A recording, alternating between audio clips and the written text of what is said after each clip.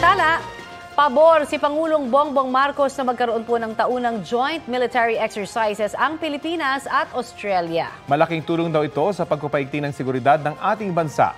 Balita hatid ni Ian Cruz. Ang pagkakaroon ng taunang joint military exercises sa pagitan ng Pilipinas at Australia ay isang bagay na pwedeng pag-aralan. At para kay Pangulong Bongbong Marcos, nakadepende yan sa sitwasyon sa West Philippine Sea. The scheduling of this is really will really depend upon the situation in the West Philippine Sea.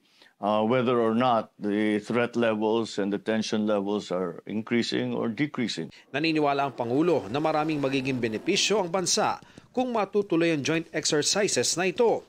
Noong isang taon lamang, nasa Pilipinas sa mga tropang Australiano para sa exercise Alon na bahagi ng Indo-Pacific Endeavour ng Australia. Dumating din sa bansa noon ang HMAS Canberra, ang dambuhalang warship ng Australia. This will benefit the Philippines because we are conducting these exercises so that we are able to work together with our foreign partners. And when I say work together, it is not only for defense and security, it is also for disaster preparedness, disaster assistance that they might bring.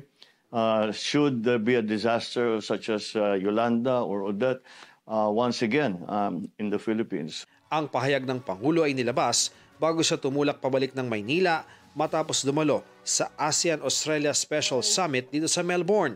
Sa mismong summit at kahit sa sidelines ito, tuwing magsasalita ang Pangulo, iginigiit na hindi pababayaan ang kahit isang pulgadang teritoryo ng Pilipinas.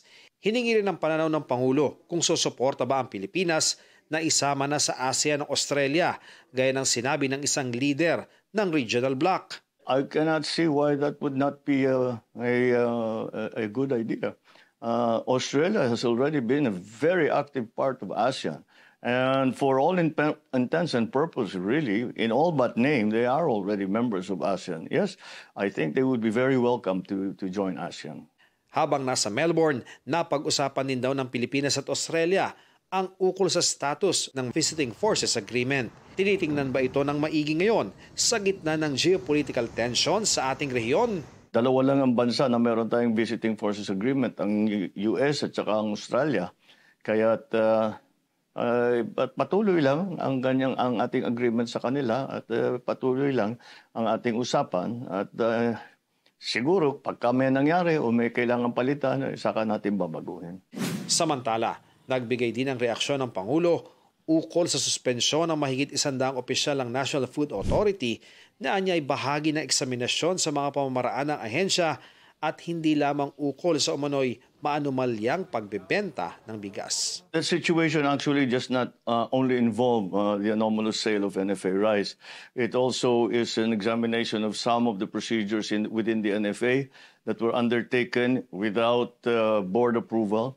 Without the proper discussion within the NFA and with the DA and with the rest of the cabinet.